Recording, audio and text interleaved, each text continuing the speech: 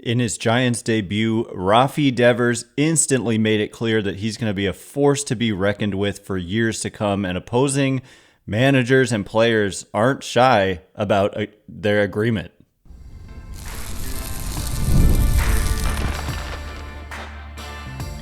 You are Locked On Giants, your daily San Francisco Giants podcast. Part of the Locked On Podcast Network, your team every day. Hello and welcome to Locked On Giants, part of the Locked On Podcast Network, where it's your team every day. My name is Ben Kaspick, and on the show we provide daily episodes Monday through Friday talking about the San Francisco Giants in a way that's data-driven and rational, but also simple, passionate, and accessible to all. I'm a former contributor for the baseball statistics and analysis websites Beyond the Box Score and RotoGraphs. I've been podcasting about the Giants since 2015, hosting this show for over 6 years, and I'm a lifelong Giants fan. Thank you for making Locked On Giants your first listen every day. We're free and available wherever you get your podcasts, including YouTube, so check us out there if you have not already, and please hit that subscribe button wherever it is that you're following the show. This episode is brought to you by Monarch Money. Take control of your finances with Monarch Money.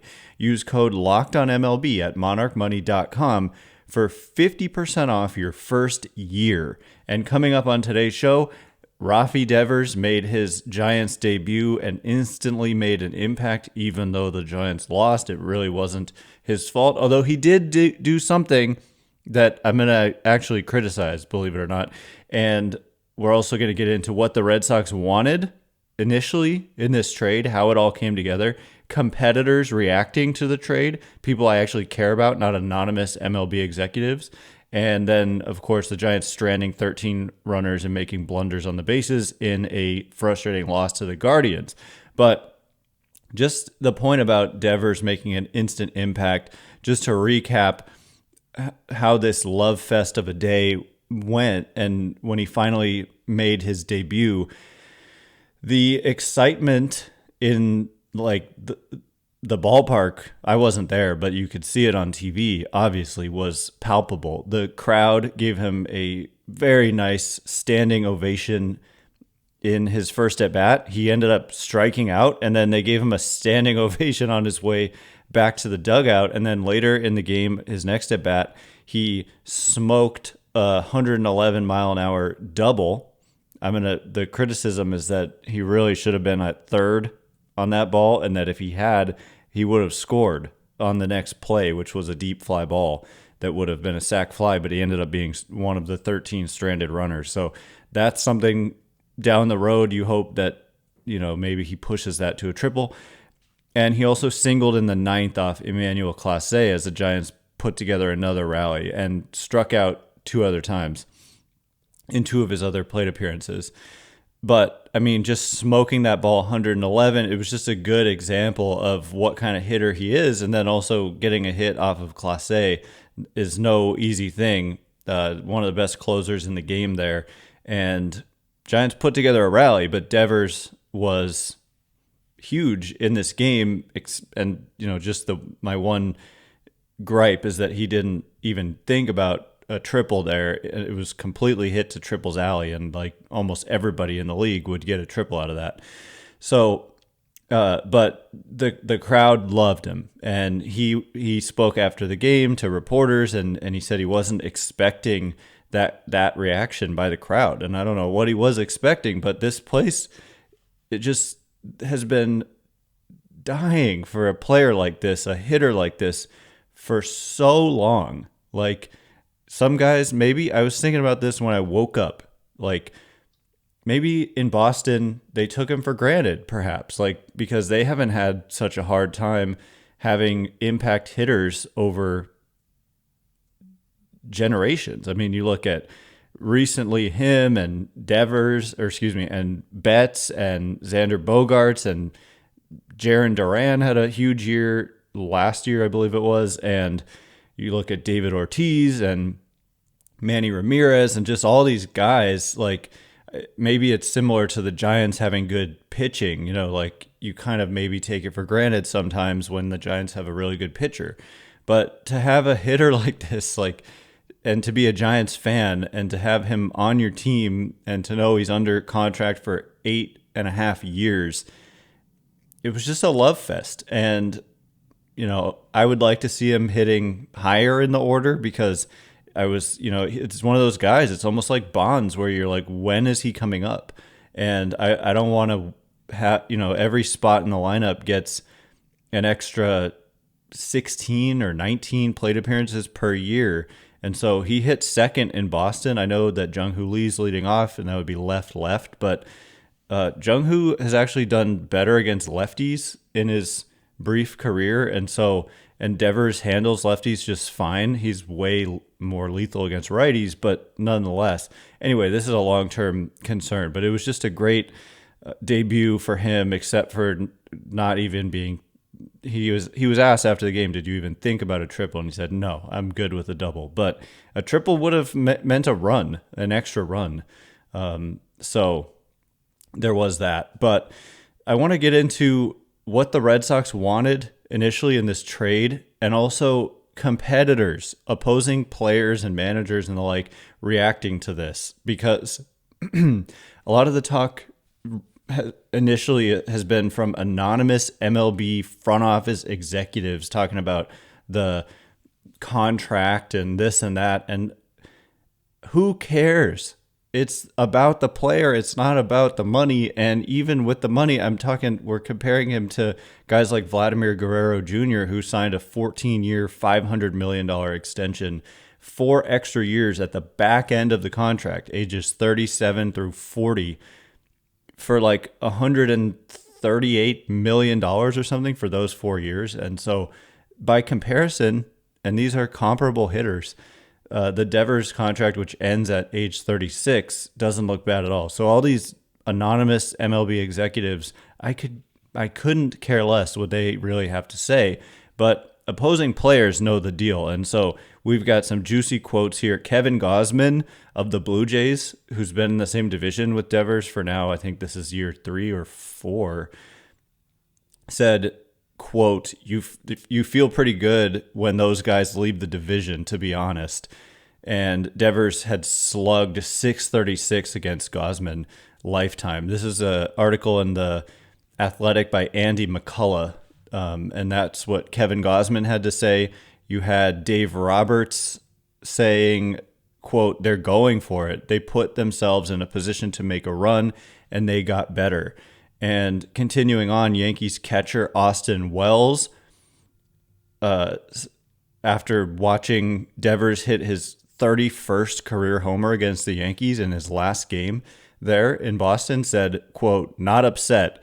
We'll see him once, maybe twice now. Yeah, not upset about not having to face him 4 times, meaning 4 series a year. And so these are the kind of guys I care about hearing from. The players themselves understand, and that's what Posey's attitude is. As a recent former player, they understand. So Xander Bogaerts also talked about this. Actually, first, Aaron Boone, he said, it's nice when star players aren't on your schedule regularly, I guess is the best way to put it. Actually, no, that was the Blue Jays manager, John Schneider. So then Xander Bogaerts, who was a former teammate of Devers in Boston and now with the Padres, said, I ain't a pitcher, so I don't have to deal with it, but man, that's a bat. That's a powerful bat. And Cody Bellinger said, power to all fields, hits the ball hard. He really is a threat every time he comes into the box. And Manny Machado of the Padres says, good competition. It's going to be till the end. It's what we play for. It's definitely going to be fun. This division just got better. It was good already and great already, so it just got better. It's going to be a fun ride. And there was someone who said, Bogaerts added, man, it made them a lot better, I ain't going to deny it. So those are the guys I care about. The guys competing against the Giants understand. And also, these are potential, not these players specifically, but potential future players for the Giants, understanding how much different this makes them. And all of a sudden it could become an attractive destination for players who want to play. That's what happened when the Padres got Machado. It all started with that. It became more and more and more and more of a popular destination. And Devers does that too. He has that effect as well. So coming up in just a minute, who did the Red Sox initially ask for? What kind of packages were they wanting and before accepting the one they took? And also we'll get into this game, which was very frustrating despite all the pageantry of Devers being introduced and making his debut. So all of that in just a minute. And before we get into it, today's episode of Locked On Giants is brought to you in part by Monarch Money. Do you ever check your bank account and wonder, where did all my money go? Between dining out, online shopping, and entertainment, it's easy to lose track. That's where Monarch Money comes in, your personal CFO giving you full visibility and control over your finances. Monarch Money isn't just a budgeting app, it's a complete financial command center. You can track all your accounts, investments, and spending in one place, so you stop just managing your money and start building wealth. When I had my accounts all over the place, it was nearly impossible to keep track of everything, and having everything together in one hub, my, investments, my various credit cards, all of that in one place being tracked is absolutely game changing. So take control of your finances like I did with Monarch Money. Use code LOCKEDONMLB at monarchmoney.com for 50% off your first year. That's monarchmoney.com, code LOCKEDONMLB for half off your first year.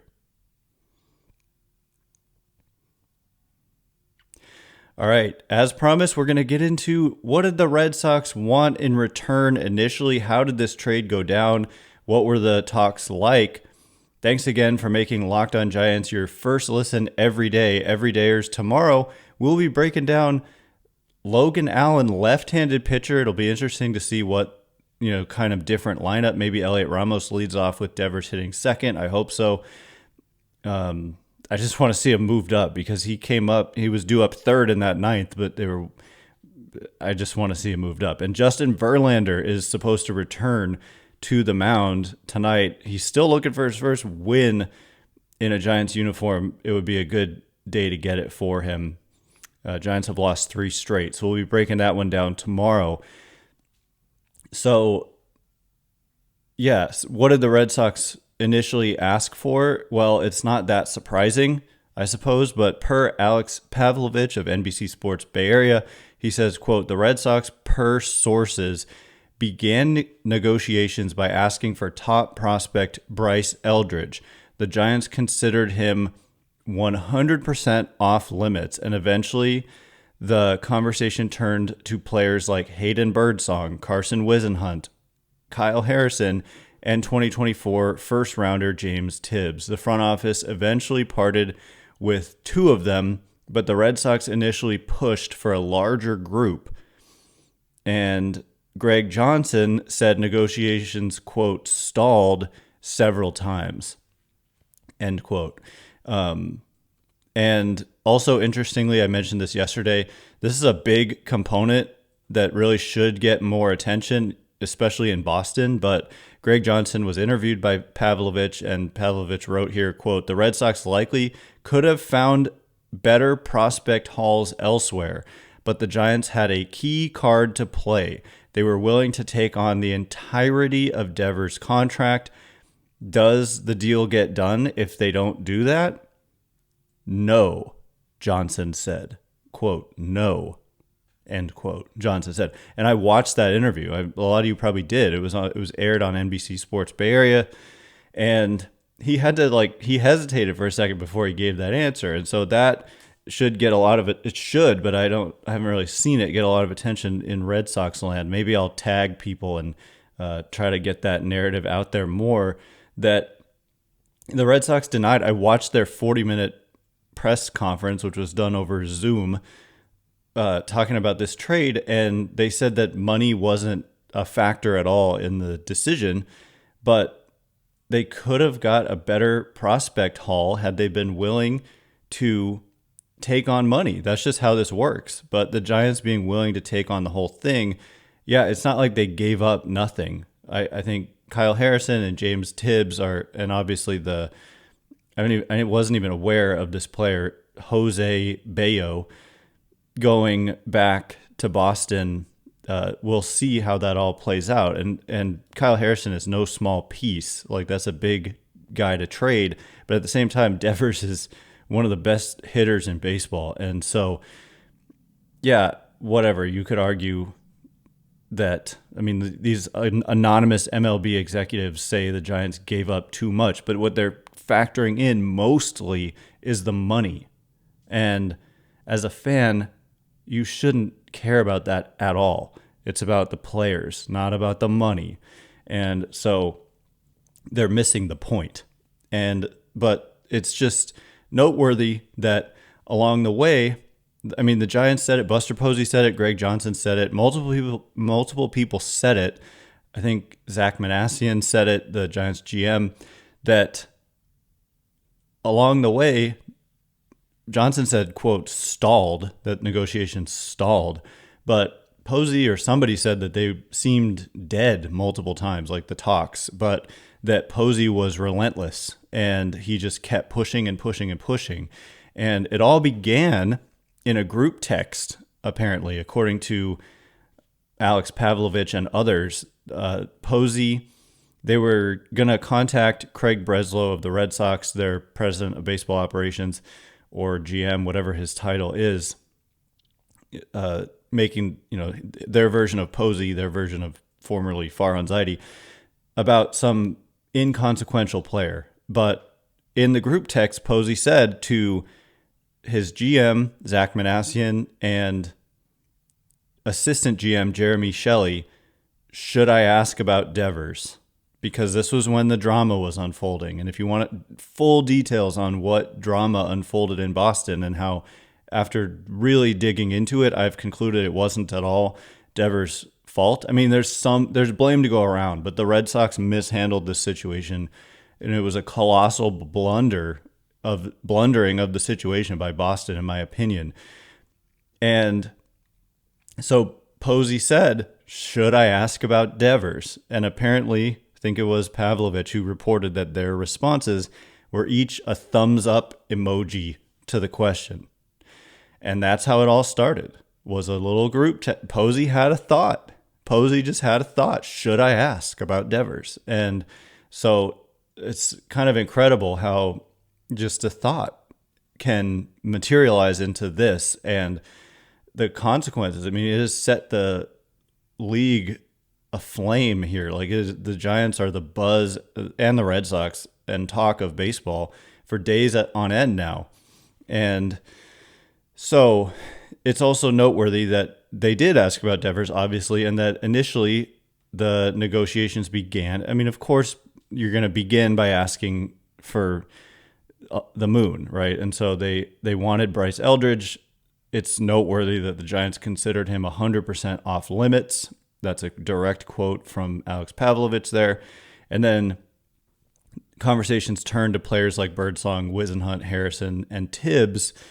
And I think, there was an article that came out in NBC Sports Bay Area. It was actually referencing Mike Krukow being on KNBR and recalling that Buster Posey had asked him, who do you think is the best of the young pitchers that the Giants have? Kyle Harrison, Hayden Birdsong, Landon Roop, and that Krukow's answer was Harrison. And that surprised me, because if you look at what Hayden Birdsong is doing right now, he's definitely looking like a more complete pitcher than Kyle Harrison, who has, I don't know, like the pitch mix needs refinement. It's like basically a fastball and then not enough secondaries. And Birdsong has a lot of pitches, and when he's in the zone, he's like impossible to hit. And so when I read that, I shouldn't say impossible, but he's tough to hit. And when I read that, I was honestly, my initial reaction, and this was before the Devers trade, obviously, I thought, that feels like maybe they're planting this to make some rival executives think the Giants view Harrison as the best of the group. Because look, I love Kyle Harrison. I wish he was still a member of the organization. I wish him nothing but the best. It was really sad to see a picture of him hugging someone. He was stunned by this, and he grew up a Giants fan. But at the same time, to me, that did feel like, I mean, maybe it likely was not planted, but that caught my eye at the time. And then a couple days later, he gets traded. So that was interesting. And then so Pavlovich saying that the Red Sox pushed for a larger group, assuming they wanted probably not to deplete the major league roster too much, maybe like Whisenhunt also included, like one of the pit, like Birdsong or Harrison and Whisenhunt and Tibbs, and maybe not Hicks. But the Giants, according to Susan Slusser of the Chronicle, insisted on Jordan Hicks being taken as part of this deal. And so, as is kind of easy to understand, Hicks was under contract on a 4-year, $44 million deal, and this is year 2. So 2.5 years left on his deal, and that offsets some of the money owed to Rafael Devers. And so I just think the Giants did quite well here, and we'll see how Harrison and Tibbs pan out. But with Hicks, I think you kind of know, we've seen enough to know like what he is as a starter. We know what he can be as a reliever, but he was unnecessary to a team that has the best bullpen ERA in baseball. At least they did at last checking like a few days ago. And more coming in the way of pitching with Carson Whisenhunt and others.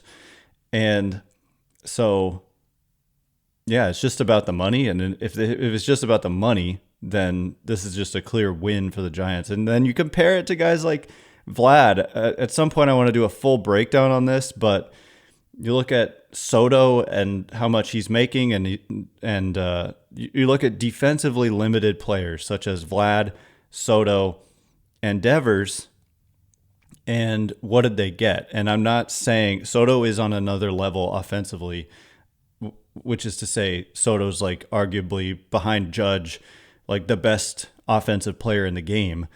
And Devers is not quite at that level, but he's still an elite bat. And I don't know. I think he compares fine to Vladimir Guerrero Jr., who got a deal basically twice as large over a longer period. But the longer period pays him until he's 40, and Devers is done after age 36.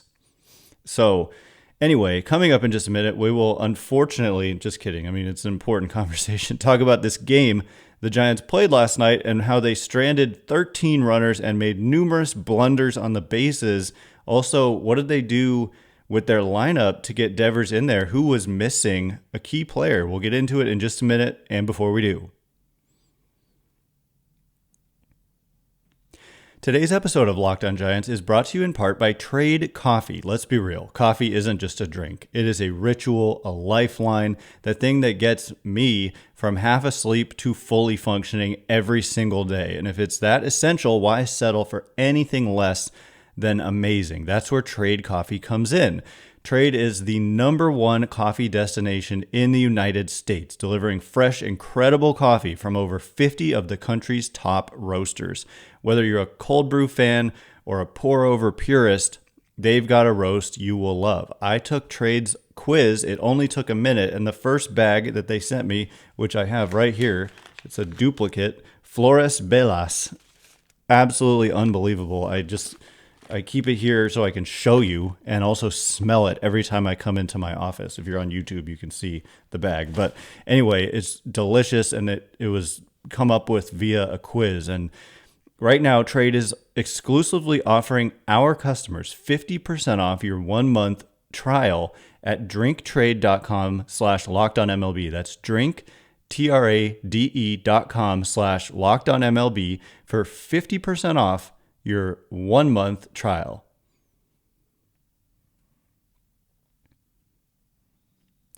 All right, here we go. We're going to get into the game. The Giants stranding 13 runners and making numerous blunders on the bases, including, I mean, perhaps you can call it a blunder, not sending Jung-Hoo Lee on a sacrifice fly situation in the bottom of the 9th with the tying run on third on a kind of medium deep fly ball. Bob Melvin called it shallow. To me, it looked deep enough to give it a try with a fast runner there. So we'll break this one down. Thanks again for making Locked On Giants your first listen every day, everydayers. We've got the Guardians and the Giants going back at it tonight. Then they're going to go at it again on Thursday, a 105 game. And then the Red Sox come into town. That's going to be a ton of fun, and we'll preview that series too coming up soon. But yeah, the Giants, like, as fun as it was to witness Rafael Devers make his Giants debut, they ultimately blundered away this game to the Guardians, who came in not playing well in particular. They're not a bad team. They've got a really, I don't have their bullpen ERA in front of me. I'm doing it actually as we speak, though. But their bullpen notoriously is tough, and I wouldn't be surprised. Yeah, the Giants, by the way, still do lead the league by a lot in bullpen ERA at 2.64. Next closest team is at 3.08. And Cleveland, surprisingly, is just 12th at 3.67. But they've got some arms down there. And you don't want to fall behind in like the late innings. That's just not a recipe for success against this team. And so the Giants, however, they rallied like almost every single inning against Cleveland, and they just could not get the big hit. They were 1 for 13 with runners in scoring position in the game. They stranded 13 runners on base, and they ran into numerous outs on the bases and declined. I think they ran into one out, actually, but they made decisions such as Devers' decision to just pull up at second when that was a one-out double, and the next batter, Elliot Ramos, hit a deep fly ball. So if he gets to third, and to me it looked like he could have fairly easily gotten to third if he just ran hard the whole time. In a one-run game, things like that can make all the difference. That being said, you were also 1 for 13 with runners in scoring position. So a single other hit, could make a difference as well. You had 12 opportunities that you did not come through in. So it was just a very frustrating game. Casey Schmidt made the big blunder with runners on first and second, nobody out. Wilmer Flores pinch hit for Tyler Fitzgerald. That's kind of the first sign we've seen of Fitzgerald being like denied an opportunity. Like to have him pinch hit for was noteworthy. It also was noteworthy that Wilmer Flores was on the bench. And look, I'm not trying to stir up any drama like there was in Boston. Flores is a free agent at the end of the year. He's certainly not getting any younger. He is 33. He'll turn 34 in August. So, I wouldn't be opposed at all to bringing back Wilmer Flores on like a 1-year deal, but he's not, a huge part of the future per se here. But he has done very well in especially the RBI department, as we all know, with 51. And so to have him on the bench is a little bit suboptimal, but also I understand it given that you've got Rafael Devers now in your lineup. And also Flores becomes just a real threat off the bench. And so he was pinch hitting for Tyler Fitzgerald there. And so there's a lot to say. We could talk about the fact that Flores was on the bench. We could talk about the fact that Fitzgerald was substituted out. They also pinch hit for their catcher with Daniel Johnson, who had been optioned to make room for Devers. And then Gerard Encarnacion went on the injured list with an oblique issue. And then Johnson was brought immediately back. Hopefully he didn't get very far and turned right around and came back to San Francisco. So they did pinch hit a little bit, just trying to get over the hump there and get a big hit, and they couldn't do it. So Flores lined one to left. I thought off the bat it had a chance to fall. Evidently, so did Casey Schmidt, but that play is right in front of him. So you have to be certain that that ball is going to fall, which he must have been, but he was not. He was incorrectly certain that that ball was going to fall. It ended up being caught, not even like a shoestring catch. It was caught like chest high by Stephen Kwan in left, and Schmidt's doubled off first. And all of a sudden, you've got your 9th-place hitter up. It's your second string catcher, really third string because Bailey's on the injured list. with a runner on first and 2 outs. So just rally killed by getting thrown out on the bases there. Schmidt also, I think it was leading off that inning, opted not to stretch a single into a double. I get it. He's fouled a couple balls. He got hit in the shin, or he hit a ball off his shin, and then he fouled a ball off his ankle in Los Angeles and had to come out of the game. So I don't know what kind of pain he's in, but a ball really kicked away from Steven Kwan and left, and Schmidt pulled up. First of all, he didn't run hard out of the box thinking it might be caught, but it ended up short hopping Kwan and kicking away, and Schmidt didn't. It's just frustrating because all these little things, if you had just hustled a little bit more, it could have turned this game, including Devers not going for a triple or even thinking about it. He was asked after the game, did you think about going 3? And he said, no, I'm good with a double. So in this ballpark, if you hit one out there, you've got to not be good with a double. That's just, 8 years here, 8.5. That is called triples alley for a reason. It's not doubles alley. We gotta get to third there. If you're up by 5, sure, don't kill yourself trying to get to third. But in a tight game like this, that could have made all the difference. And so there was also in the 9th the decision.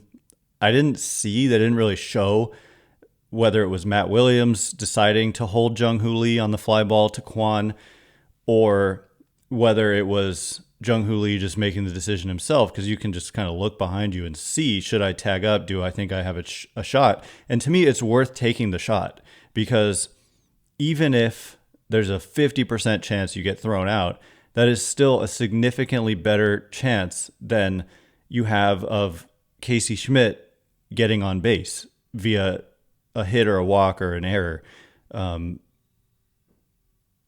With 2 outs in the bottom of the 9th, down a run against an elite closer in Emmanuel Clase. His numbers aren't as good as usual this year, but he's still Emmanuel Clase and throwing hard, and the peripherals are really good. So look, if Devers is on deck, I get it.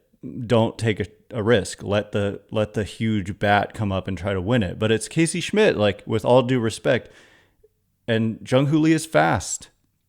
So I would have taken a shot there. I think it's absolutely worth taking a shot.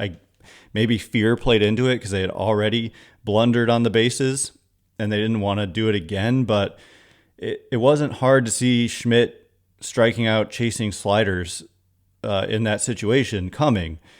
Nothing against Schmidt, but I just think taking your shot with a fast runner would have been the play there to try to tie the game. And instead, they didn't do it, and it ended up being just a super frustrating loss. Also, Dominic Smith, the first pitch he saw, he was the one who hit the fly ball, it looked like he was taking all the way, and it was right down the middle. And so, I don't know. It's easy to criticize from this chair versus being in the batter's box against Clase. But the best pitch to hit in that at-bat was the first one, and it didn't look like he had any interest in swinging. So, I don't know.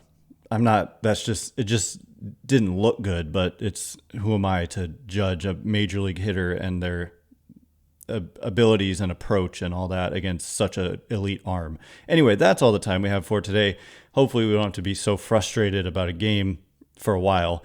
Thank you for making Locked On Giants your first listen today. For your second listen, check out the all-new Locked On MLB Game Night. Every game, every night, all season long. Get local analysis on a national scale. Find MLB Game Night on Locked On MLB on YouTube or wherever you listen to podcasts.